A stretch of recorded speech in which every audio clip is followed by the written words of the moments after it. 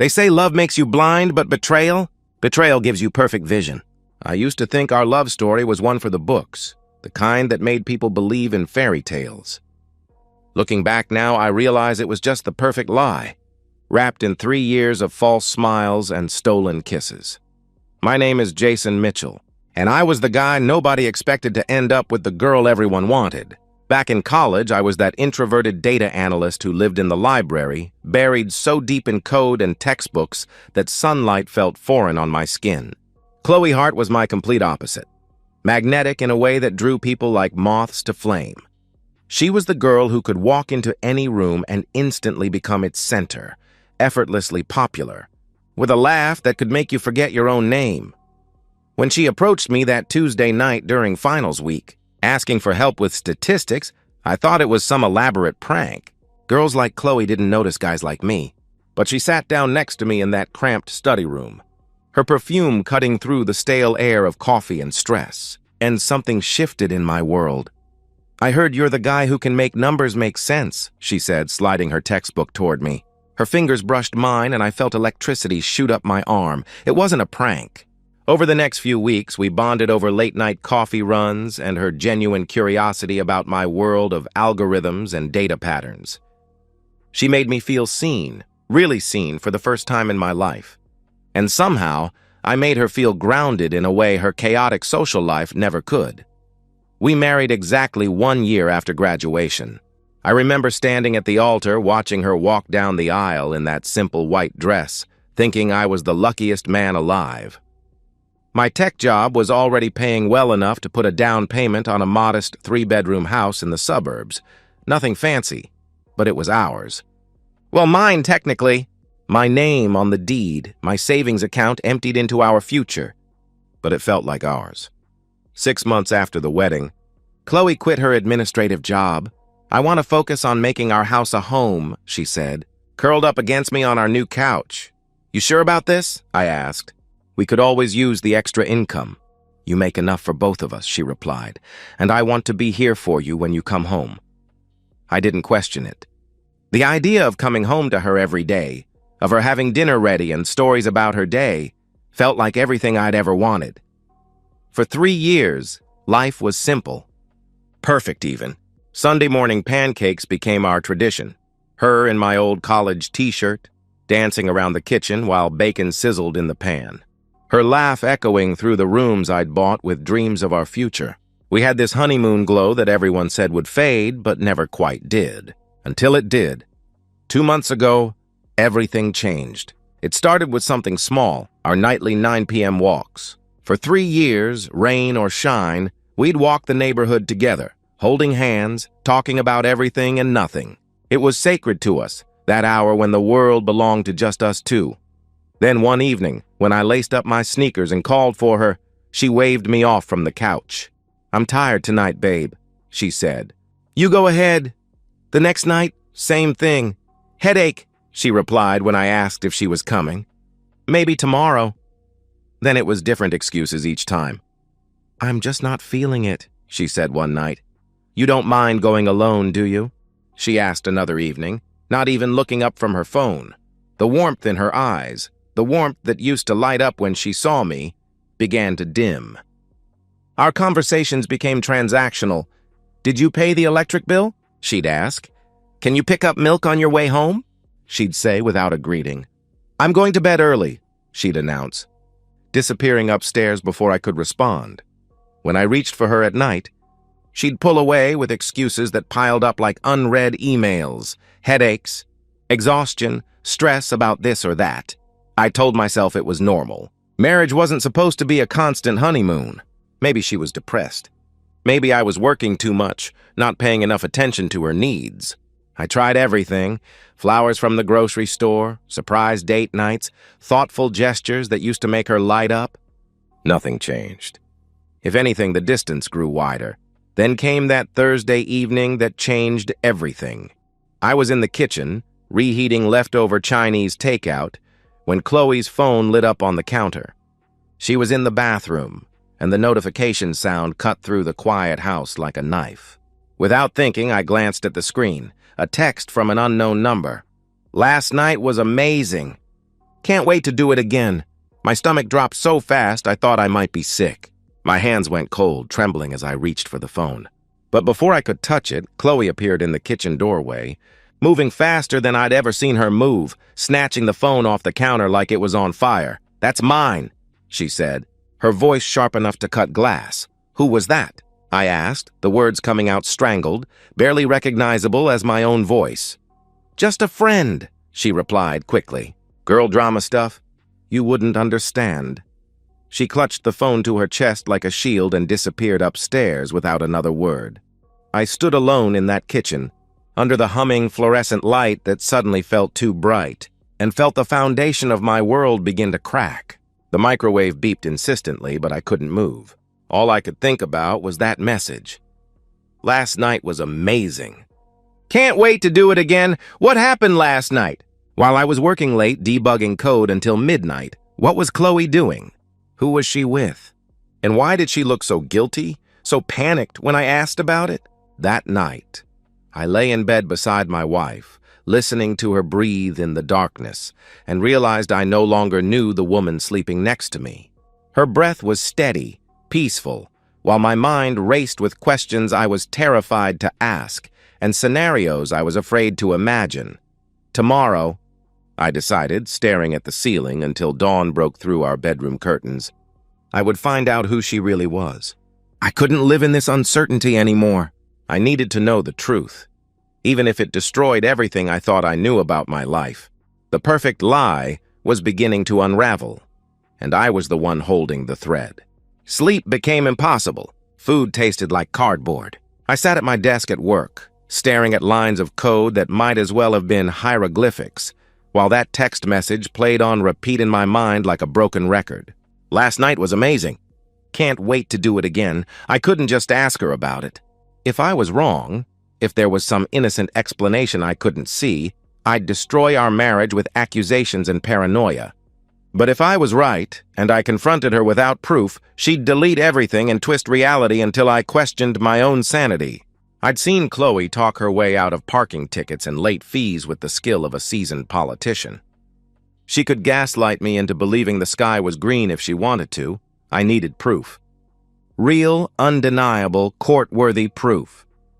The opportunity came 4 days later. Chloe announced she was taking a shower, tossing her phone casually onto our bed before closing the bathroom door. For a moment, I just stared at it lying there, unlocked, like a loaded gun. The sound of running water gave me courage. My hands shook as I picked up her phone, half expecting it to burn my fingers. I opened her messages, scrolling through the usual suspects. Grocery lists, texts with her mother, group chats with college friends I vaguely remembered. Everything looked normal, mundane, innocent. Then I saw it. Emily C.I. didn't know any Emily. We'd been together for 4 years, married for 3.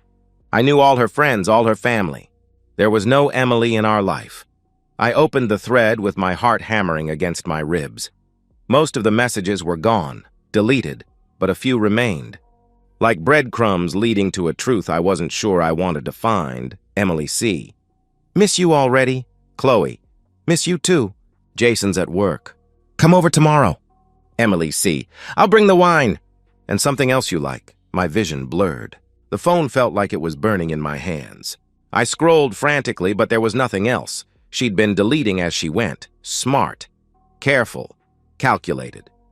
The shower was still running, steam creeping under the bathroom door. I had maybe 3 minutes before she came out.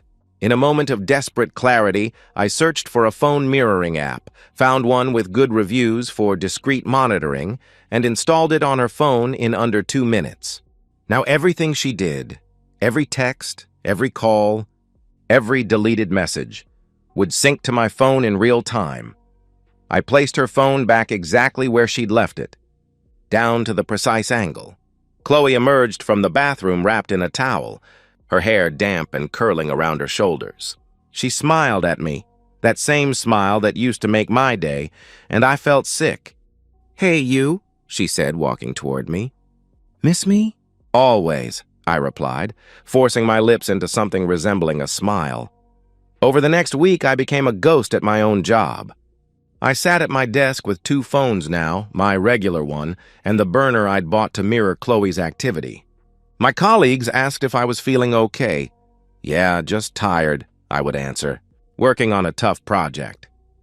They'd nod and leave me alone while I went back to watching my marriage disintegrate in real time. Emily C.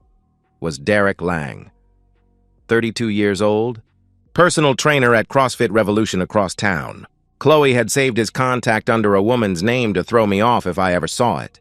The deception was so calculated, so deliberate, that it took my breath away. The messages between them made my blood run cold. Photos I will never be able to unsee. Plans to meet while I was at work. Explicit conversations about what they wanted to do to each other. But it was one particular exchange that broke something fundamental inside me. Derek: when are you leaving him? Chloe: soon. I'll file for divorce, get half of everything. The house, his savings, all of it. Then we can be together for real. Derek: smart girl. Take him for all he's worth. He won't see it coming. Chloe: he's completely clueless. Always has been. This is going to be so easy, it's almost sad. I screenshotted everything, every message, every photo, every plan to financially and emotionally destroy me. I uploaded it all to an encrypted cloud backup with multiple access points. 3 copies spread across different servers. Impossible to delete, impossible to deny. I didn't cry. I didn't rage. I didn't throw my computer across the room or punch a wall. Instead, I went cold, the kind of cold that comes from the center of your bones and spreads outward until you can't feel anything at all. Chloe wasn't just cheating. She was planning. Strategizing my destruction while sleeping in my bed, eating food I paid for, living in a house I bought with my own sweat and savings. She was playing the long game, and I was supposed to be the mark who never saw it coming. That evening, I started researching divorce law in our state. I learned about adultery clauses, marital property division, evidence admissibility. I discovered that proven adultery could nullify a spouse's claim to marital assets, especially when the betrayed spouse could demonstrate financial planning to defraud them. But screenshots weren't enough. Text messages could be faked, photos could be doctored. I needed them caught in the act, on video, with witnesses who could testify in court. I needed to set a trap. The mirrored messages showed a pattern. Derek came to my house during my nightly 9 p.m. walks, the walks Chloe had suddenly stopped joining 2 months ago. While I was trudging through the neighborhood alone, thinking she was home resting, she was entertaining her lover in our bedroom. The betrayal was so complete, so perfectly orchestrated, that I almost admired the planning. Almost. My phone buzzed with a new notification from the mirroring app. A message from Chloe to Derek. Tomorrow night, 9 p.m. sharp. He always takes his walk then. We'll have the house to ourselves. I stared at the message for a long time, feeling something shift inside me, something cold and determined and dangerous. Then I started making phone calls. Tomorrow night, everything was going to change. I didn't sleep that night. I lay beside Chloe, watching the ceiling fan spin lazy circles in the darkness, running through every detail of my plan. One mistake and it all fell apart. One miscalculation, and she'd walk away with half of everything I'd built. I couldn't let that happen. The next morning, I reached out to Mark Reeves and Tom Brennan, neighbors from 2 houses down. Both former Marines, both men I'd helped over the years with computer problems and tax software. Good men, loyal men. Men who understood honor and what happened when it was betrayed. We met in Mark's garage over coffee that tasted like motor oil. I need your help tonight, I said, my voice steadier than I felt. What kind of help? Mark asked, setting down his mug. I can't tell you everything yet, but I need you ready at 9:15 p.m., I continued. Bring your phone, make sure it's charged. Be ready to record whatever happens, and be ready for things to get ugly. Mark and Tom exchanged glances. They'd known me for 3 years. Quiet Jason who helped them set up their Wi-Fi and never asked for anything in return. They'd never seen this look in my eyes. Hollow, determined, dangerous. What kind of ugly? Tom asked. The kind where a man finds out his wife isn't who he thought she was, I answered. Mark set down his coffee cup. We're in, he said simply. Whatever you need. No questions asked, Tom added. Just tell us when and where. I spent that day at work in a daze, jumping every time my phone buzzed with updates from the mirroring app. Colleagues kept asking if I was okay. "You look like hell, Jason," my supervisor said during our morning meeting. "Maybe you should take a sick day." "I'm fine," I replied. "Just tired." "I'll be better tomorrow." But I wouldn't be looking at my computer screen while my life imploded in real time. Chloe to Derek. "Tonight's the night. 9 p.m. sharp. Wear something easy to take off." Derek to Chloe. "Can't wait. Been thinking about you all day." Chloe to Derek. "Same. God, I can't wait to be done with this charade. Just a few more weeks and we'll have his money and be free." Each message was another nail in the coffin of my marriage. I saved every word. At 8:45 p.m., I came home to find Chloe on the couch, scrolling through her phone with a barely contained excitement that made my stomach turn. She was wearing a black dress I'd bought her for our anniversary, and her makeup was perfect despite supposedly having no plans. "I'm going for my walk," I announced, keeping my voice casual. "Okay," she replied without looking up. "Have fun. Want to come with me?" I asked. "Like old times." For just a moment, her mask slipped. I saw impatience flash across her face before she recovered. "I'm tired," she answered. "You go ahead. I'll be back in 40 minutes or so," I said, grabbing my jacket. "Take your time," she replied, and there was something in her voice. Eagerness, relief, anticipation. She wanted me gone. I walked out the front door, but I didn't go far. I circled around through the neighbor's backyard and positioned myself behind the hedge that separated our properties, phone in hand, watching the live feed from Chloe's device. 52 p.m., Chloe to Derek. "Coast is clear." "Come now." p.m. Derek's location showed him 5 minutes away. I texted Mark and Tom. "It's happening. Get here now." Back entrance. "Stay quiet." 8:59 p.m. A black Audi pulled up 3 houses down. Derek stepped out, looked both ways like the criminal he was, then walked casually toward my house. He was wearing a tight black t-shirt that showed off the muscles Chloe apparently found irresistible. He didn't knock. Just walked in through the front door she'd left unlocked for him. My jaw clenched so hard I thought my teeth might crack. Mark and Tom materialized beside me like shadows. "That him?" Mark whispered. "Yeah," I confirmed. "What's the play?" Tom asked quietly. "We go in," I answered. "You record everything. We catch them in the act. Then we end this." "What about the cops?" Mark asked. "It's my house. My bedroom," I replied. "I have every right to be there. And I have every right to remove an intruder." Tom grinned darkly. "I like the way you think." We moved toward the house in perfect silence. My heart was pounding, but my hands were steady. I'd rehearsed this moment in my head 1,000 times over the past week. We reached the front door. I could hear music from upstairs, a playlist I recognized. The same one Chloe used to play when we made love, back when that meant something. My blood turned to ice. Tom pulled out his phone and started recording. Mark nodded. I took a deep breath that felt like swallowing glass. I opened the door to my own house.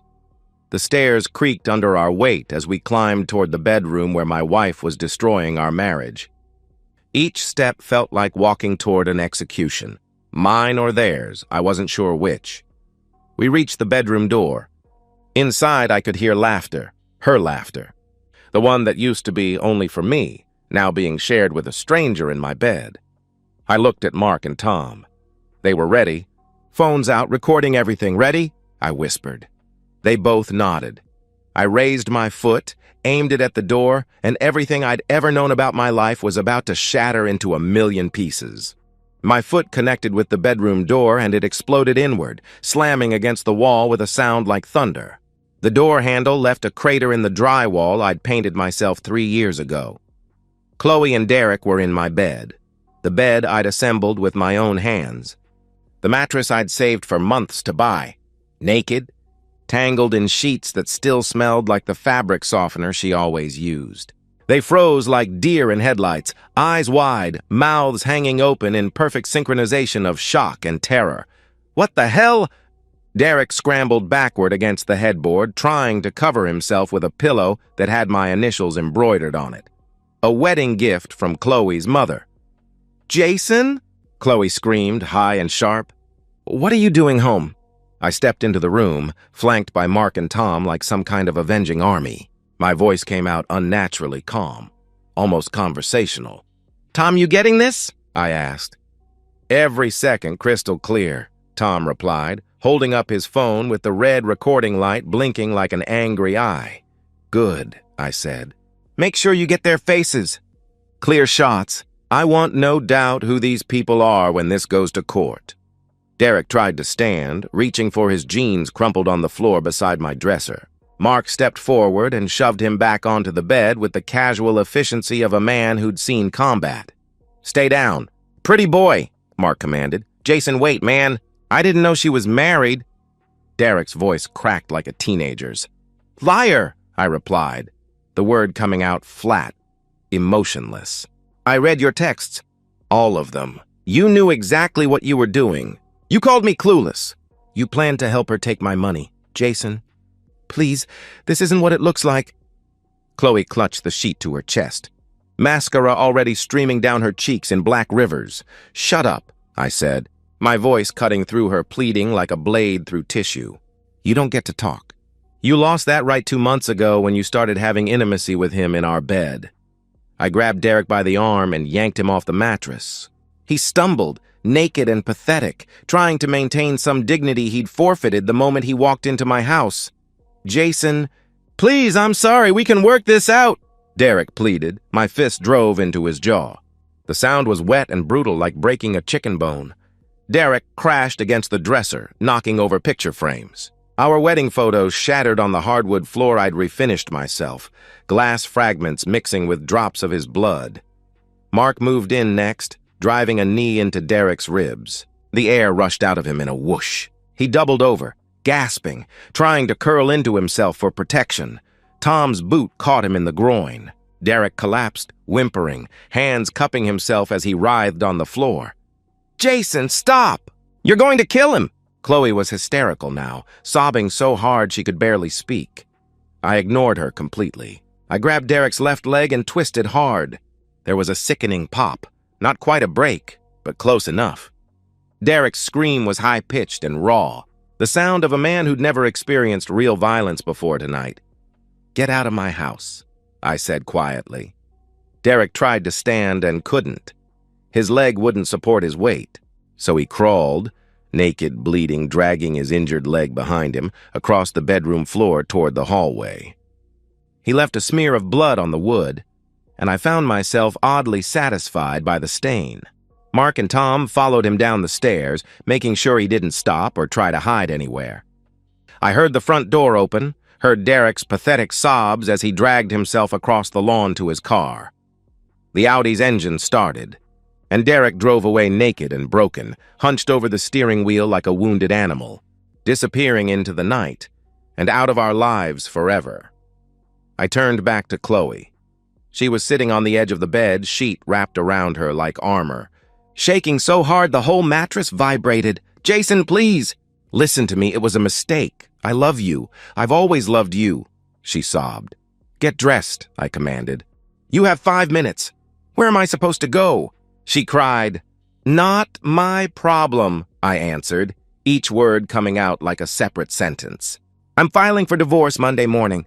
I have every text, every photo, every plan you made to rob me blind. And now I have video evidence of adultery with witnesses. You're going to get nothing." "Jason, this is my home too," she protested.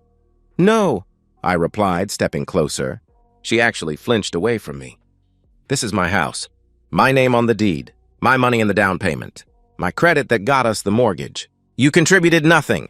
You are nothing. Now get dressed and get out before I call the police and have you arrested for trespassing." Her hands shook as she pulled on clothes. The black dress she'd worn to seduce another man. The underwear that had been on my bedroom floor. No makeup bag, no overnight case, no phone charger. Just the clothes on her back. When she was dressed, I walked her down the stairs, across the living room we'd decorated together, to the front door I'd painted last spring. I opened it. The night air rushed in, cold and unforgiving. "Jason, please, where am I supposed to go?" she pleaded. "I don't have anywhere. I don't have any money." "You should have thought of that before you f***ed Derek in my bed," I replied, holding the door wider. Go to your parents. Go to Derek. Go to hell. I genuinely don't care. Chloe stepped outside onto the porch, tears streaming down her face. Looking smaller and more pathetic than I'd ever seen her. You're going to regret this, she said. The only thing I regret, I replied, looking her straight in the eyes, is not seeing who you really were 3 years ago. I slammed the door. The deadbolt clicked home with a sound like finality. Mark and Tom were waiting in the living room, silent, giving me space to process what had just happened. You good? Mark asked after a long moment. I exhaled slowly, feeling something loosen in my chest. Yeah, I'm good. Video's crystal clear, Tom said, holding up his phone. Send this to your lawyer first thing Monday. I will, I replied, sinking onto the couch, my couch, in my house. For the first time in 2 months, I felt like I could actually breathe. You did the right thing, Mark said, clapping me on the shoulder. If you need anything at all, you call us. I know, I answered. Thank you. Both of you. They left quietly, closing the door behind them with the gentleness of pallbearers. I sat alone in my house, truly my house now, and felt something like peace beginning to settle over me. It wasn't happiness, not yet, but it was the absence of the crushing weight I'd been carrying for months. My phone buzzed. A text from Margaret Sinclair, the divorce attorney I'd contacted yesterday. Can you come in first thing Monday morning? Based on what you described, we can expedite this. She won't know what hit her. I smiled for the first time in weeks. No, she wouldn't. Monday morning found me sitting across from Margaret Sinclair in her downtown office, a folder thick with evidence spread across her mahogany desk. Margaret was known as the most ruthless divorce attorney in the state, a woman who could smell weakness and exploitation from 3 counties away. I'd brought everything, the screenshots, the mirrored messages going back weeks, the video Tom had recorded, timestamps, GPS data from Chloe's phone showing she'd been home with Derek multiple times when she told me she was shopping or visiting friends. Margaret watched the bedroom video once, her expression never changing from professional neutrality. When it ended, she set down her tablet and looked at me with something that might have been approval. Mr. Mitchell, this is the most airtight adultery case I've seen in 15 years of practice, she said. Your wife has absolutely no defense. None whatsoever. What do I keep? I asked. Everything, she replied without hesitation. The house is solely in your name, purchased before marriage with your individual income. Her voluntary unemployment means she contributed no financial support to marital assets. These text messages prove premeditation. She was actively planning to defraud you in divorce proceedings. In this state, proven adultery combined with evidence of financial plotting completely nullifies spousal support and asset division claims. I felt a weight I'd been carrying for months finally lift from my shoulders. So she gets nothing meaningful, Margaret answered. I'll ask the judge for a token settlement, maybe a few $100s to avoid frivolous appeal complications. But that's it. You keep the house, your savings accounts, your retirement funds, your car. Everything. How long will this take? I asked. I'll file today, she replied. With evidence this compelling, we can fast-track the proceedings. 60 days maximum, possibly less if she doesn't contest. I signed the papers with a hand steadier than it had been in weeks. Margaret assured me she'd have Chloe served by end of business that day. That evening, Mark knocked on my door with news that Derek Lang's black Audi had been seen speeding out of town the same night of our confrontation, packed to the roof with everything he owned. Apparently, Tom and I paid him a visit at his apartment the next morning, Mark said casually. What kind of visit? I asked. The kind where we explained the consequences of staying in town, Tom replied when he joined us. His social media went dark immediately. Gym membership canceled. Apartment vacated within 48 hours. Derek Lang simply ceased to exist in our town, as if he'd never been there at all.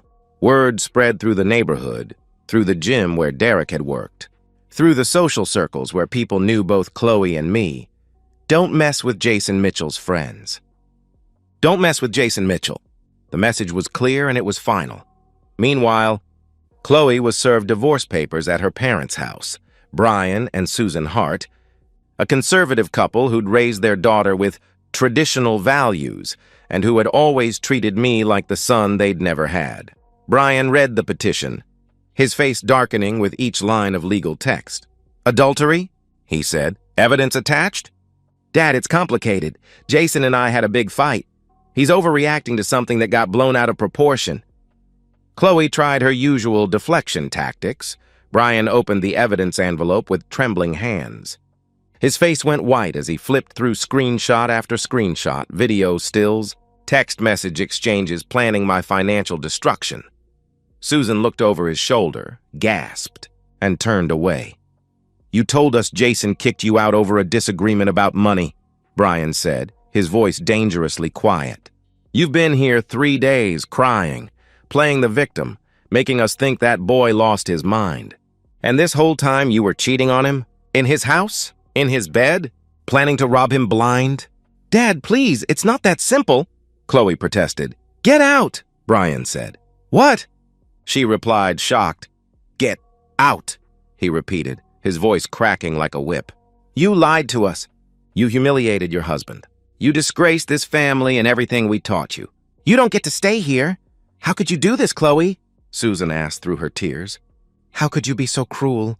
"Mom, please, you have to understand," Chloe pleaded. "You heard your father," Susan replied. "Pack your things." Chloe tried to argue, tried to explain, tried to manipulate the situation the way she'd manipulated me for months. But Brian and Susan had seen the evidence. There was no spin in the world that could make adultery look like anything other than what it was. They gave her 2 hours. She left with a single suitcase and a cracked phone screen. No money, no plan, no support system. She ended up at a budget motel on the edge of town, paying with a credit card that was nearly maxed out. She tried calling Derek. His number had been disconnected. She tried calling old friends. None of them answered once word got around about what she'd done. I heard all of this through the neighborhood network that exists in small communities. People talk, especially when someone's fall from grace is as spectacular as Chloe's had been. Her humiliation was public, absolute, and permanent. 62 days later, the divorce was finalized. I kept everything. Chloe received exactly $200, the token settlement Margaret had predicted. She didn't contest anything. Her court-appointed attorney advised her that fighting would be financial suicide. I never saw her again after that night. I threw her out. I heard she eventually moved to another state, but I didn't care enough to find out where. The divorce decree was signed on a crisp autumn morning. I walked out of the courthouse into bright sunlight, breathing free air for the first time in what felt like years. For the first time since this nightmare began, I smiled. 6 months after the divorce papers were signed, I sit on my back porch on a Sunday evening, beer in hand, watching the sunset paint the sky in shades of orange and purple that seem more vivid than they used to. The house is quiet, my house, fully and completely mine in every way that matters. I've redecorated entirely. New sheets that have never touched another man's skin. New furniture in the bedroom, where I no longer see ghosts of betrayal. Fresh paint in the living room, a color Chloe would have hated. I've erased every trace of her, not out of bitterness, but out of necessity. This is my space now, my sanctuary, free from the contamination of lies and false promises. Mark and Tom show up unannounced, carrying a 6-pack of beer like it's the most natural thing in the world. They don't ask permission anymore, they never do. They just appear when they sense I might need company the way real friends do. "How you holding up, man?" Mark asks, handing me a cold bottle that beads with condensation in the warm evening air. "Good," I reply. And for the first time in months, I actually mean it. "Heard through the grapevine that Chloe's working at some diner 2 towns over," Tom says, cracking open his beer and leaning against the porch railing. "Living in a studio apartment above a gas station," I nod. "I'd heard the same rumors. The strange thing is, I feel nothing when I think about her. No anger, no sadness, no satisfaction at her downfall. Just nothing. It's as if she was a character in a book I read once and barely remember." "Derek's still gone," Mark adds. "Someone said he moved to another state entirely. Changed his number, stays off social media, keeps his head down." "Good," I answer simply. Some problems solve themselves when you handle them decisively. We drink in comfortable silence, watching the sky darken and the first stars begin to appear. There's something peaceful about these moments. Three men who've been through different kinds of battles, sitting together without needing to fill the air with meaningless conversation. To new beginnings, Tom says, raising his bottle. We clink bottles in a toast that feels more significant than the words might suggest. I look around my backyard, the fence I built with my own hands. The garden I started last month, the life I'm reclaiming one small piece at a time. The vegetables are coming in nicely. I might even get some tomatoes before the first frost. I didn't just survive betrayal. I walked through fire and came out forged instead of broken. Stronger in the places where I was once weak. Wiser about the nature of people and the masks they wear. The evening breeze carries the scent of jasmine from the neighbor's yard, and I realize something profound. I'm not just free from Chloe and her lies. I'm free to become whoever I want to be now, free to trust again when I'm ready, free to love again if the right person comes along. But for now, I'm content with this, the peace of my own space, the loyalty of true friends, and the quiet satisfaction of a man who refused to be destroyed by someone else's cruelty. I take another sip of beer, feel the cool evening air on my face, and know with absolute certainty that I made the right choice. The house still stands, and so do I. The perfect lie is over. The imperfect truth begins now.